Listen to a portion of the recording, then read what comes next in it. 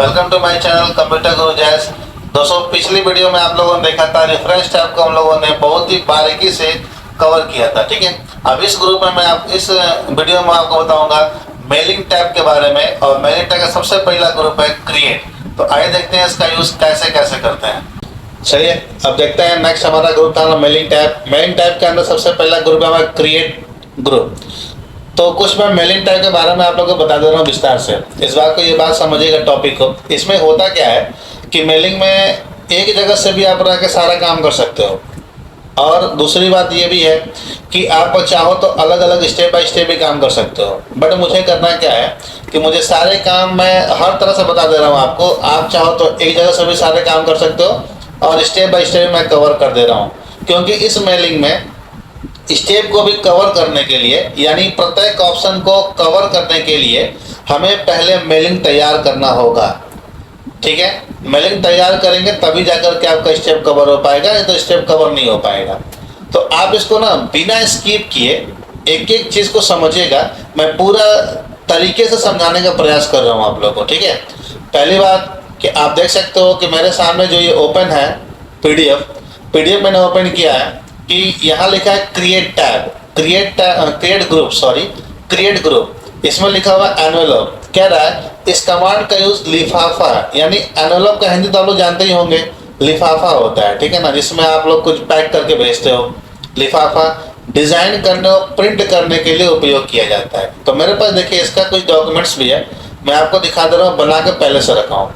यहाँ पे देखिए ये एक मैंने अलग से डिजाइन किया है। यहाँ पर भी name address mobile number city, यहाँ भी name address mobile number city आपको दिख रहा है। ये मैंने डिजाइन किया कैसे, मैं आपको इसको दिखा रहा हूँ। सबसे पहले मैं यहाँ से नया डॉक्यूमेंट लेता हूँ और नया डॉक्यूमेंट में मेलिंग टैब में जा रहा हूँ। अब यहाँ पे देखिए लिखा होगा एनवेलप। एनवेलप में आइएगा आप लोग, यहाँ जैसे ही क्लिक करेंगे आप तो यहाँ पे एक बॉक्स खुलेगा, यहाँ लिखा होगा एनवेलप एंड लेबल। ठीक है, तो यहाँ पे देखिए मैं पहले से रिटर्न एड्रेस को यहाँ भर रखा हूँ। ठीक है, यहाँ पहले से मैं भर रखा हूँ। अब यहाँ पे क्या करना है आपको कि डिलीवरी एड्रेस में कुछ डाल देना है। तो मैं कुछ डाल नहीं रहा हूँ, इसी को मैं कॉपी कर ले रहा हूँ और कॉपी करके यहाँ पे पेस्ट कर दे रहा हूँ। दोनों में सेम मैं कॉपी पेस्ट कर दे रहा हूँ। आप अपना डिजाइन अपने अनुसार चेंज कर सकते हो। ठीक है, अब यहाँ पे क्या करोगे, ऐड टू डॉक्यूमेंट पे क्लिक करना है। जैसे मैं क्लिक करूंगा तो आप देखिए ये ऑटोमेटिक हमारे पेज पर ये डिजाइन बन के आ गया।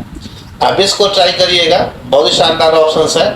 ठीक है, अक्सर ये लिफाफा बनाने के काम में आता है। ठीक, अगली ऑप्शन है हमारा, यहाँ पे दे रहा है लेबल। अब लेबल का यूज क्या है, लेबल तो बहुत शानदार होता है भाई।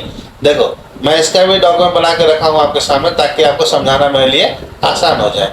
देखिए आप लोग याद होगा जब हम लोग छोटे थे, क्लास नर्सरी 1 2 3 4 में पढ़ते थे, तो हम लोग स्टिकर बनवाते थे। नेम लिखा होता था, क्लास लिखा होता, सेक्शन लिखा होता था। तो ऐसे हम लोग यहाँ पे बना सकते हैं ये स्टिकर। तो स्टिकर को बनाने के लिए मुझे क्या करना होगा, सबसे पहले मैं यहाँ से एक नया डॉक्यूमेंट लेता हूँ।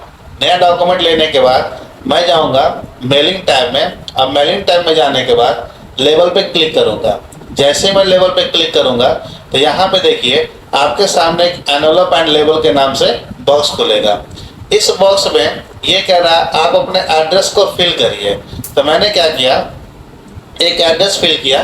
जैसे यहाँ पे लिखा मैंने नेम, फिर यहाँ पे शिफ्ट दबा के अंडरस्कोर दबा लेंगे, ऐसे बना लेंगे, शिफ्ट दबा के माइनस, तो मेरा यहाँ पे बन जाएगा एक लाइन। ठीक है, यहाँ बन गया। फिर नेम के बाद मैंने थोड़ा सा कम कर लेता, लाइन ज़्यादा नहीं रखना। नेम के बाद क्लास, अब क्लास को मैं रख लेता हूँ यहाँ पे ऐसे करके। फिर मैं यहाँ लिख दिया सेक्शन। याद होगा आप लोगों को, बचपन में लोग बहुत ज़्यादा ये सब स्टिकर लगाते थे। सेक्शन के बाद मैंने लिख दिया यहाँ पे सब्जेक्ट, यानी हमारा जो बुक है उस पर सब्जेक्ट क्या, उस बुक का नाम क्या, कॉपी का नाम। ठीक है, सब्जेक्ट हो गया। अब मैं यहाँ पे क्या करूँगा, अब यहाँ पे मुझे ये तय करना होगा कि मुझे एक पेज में कितना चाहिए। जैसा कि आप देख सकते हो मेरे पेज में इतना सारा आया हुआ है। ठीक है, तो मैं क्या करूँगा, यहाँ पे जाऊँगा, मैं पहले ऑप्शंस पे क्लिक करूँगा और ऑप्शन लिखे, यहाँ पे लिखा है 30 पर पेज, देख रहे होगे ना 30 पर पेज लिखा होगा। इसको आप सेलेक्ट कर लेना। सेलेक्ट करने के बाद यहाँ जैसे मैं ओके करूँगा और न्यू डॉक्यूमेंट पे क्लिक करूँगा मैं, तो आप देखिए ऑटोमेटिक आपके सामने ये मेरा डाटा बन के आ गया। यानी एक पेज पर मुझे यहाँ पर 30 डाटा बन करके मिल जाएगा। आप इसको चाहो तो प्रिंट कर सकते हो, ठीक है, ये आपकी मर्जी है, जैसा चाहो वैसा आप डिजाइनिंग कर सकते हो, ठीक है। तो एक बार इसको ट्राई करिएगा, ठीक है। मिलते हैं नेक्स्ट वीडियो में और नेक्स्ट स्टेप के साथ। ओके, तब तक के लिए थैंक यू।